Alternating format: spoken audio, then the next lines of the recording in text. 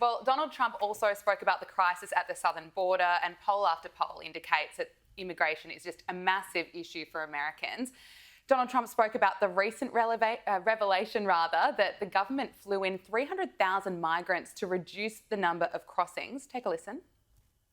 We have millions of people invading our country. This is an invasion. This is the worst invasion probably. We've never had anything like it. No country has ever had anything like it.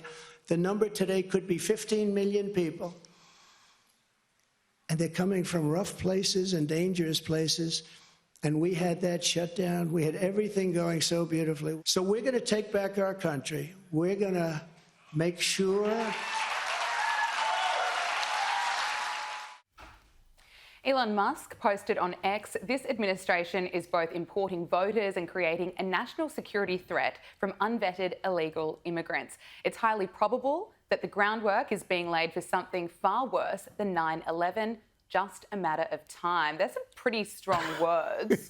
What's your take on that, Joe? I think Elon, as much as I love him, is a mercurial thinker who sometimes perhaps overthinks, and that sounds to me like the great replacement theory, which is a pretty scary and racist school of thought. I don't think Biden's playing 4D chess by importing voters and strategically placing them in... well, Biden's not, but his puppet masters are. In marginal electorates. I think they've just got a border crisis. And again, you've got a Democratic Party that has an affluent, woke left in New England and in California and in all these places where they're not seeing the worst impacts, especially in the Northeast, obviously, of what's happening on the border. And they're saying, yeah, come in. And as we've seen, when Ron DeSantis sent them all to Martha's Vineyard, they don't particularly like it when it's in their backyard. And so you've got this, you need... Labor in Australia had the same problem where they said, no, we're just going to let everybody in and then just see what happens. And very quickly they went,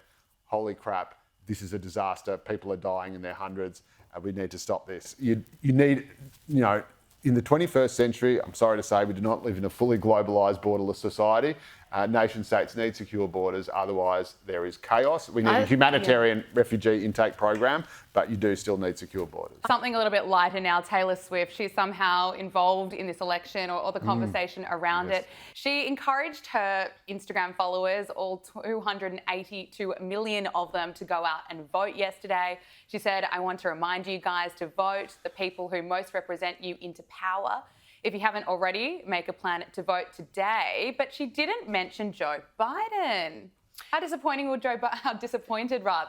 Biden's team be about this? I mean, she was listed as some sort of asset that they wanted to acquire. Clearly, they haven't been successful in that. But I think we all know who Swiftie supports. 95% of her songs are about choosing the wrong guy. And she proved at the 2020 election she's solidly Team Blue. So I doubt very much she's changed her stripes. Joe, can I just say, Taylor Swift being a deep state agent for the Democrats is just the greatest 2024 story I have ever heard. I was just thinking it. Well, you don't want you don't actually want a celebrity endorsement if you're going up against Donald Trump. And this is the other thing. We had, Beyonce come out in support of Hillary Clinton. Look how that turned out. In a country where overwhelmingly, mainstream blue collar, disaffected, disenfranchised voters feel like there's an elite out of touch Washington that isn't listening to them and listening to their concerns and fears. The last thing you want is a millionaire pop star coming out and saying, hey, vote Democrat. I'm just a working Joe like you. And so it's actually a blessing in disguise. Celebrities who think they're helping, you're not helping. Speaking of Taylor Swift, her boyfriend Travis Kelce has praised Australian crowds who came out to support the pop star in her recent tour, and he called Australians effing loud. Are you surprised, not surprised? It's something to be proud of?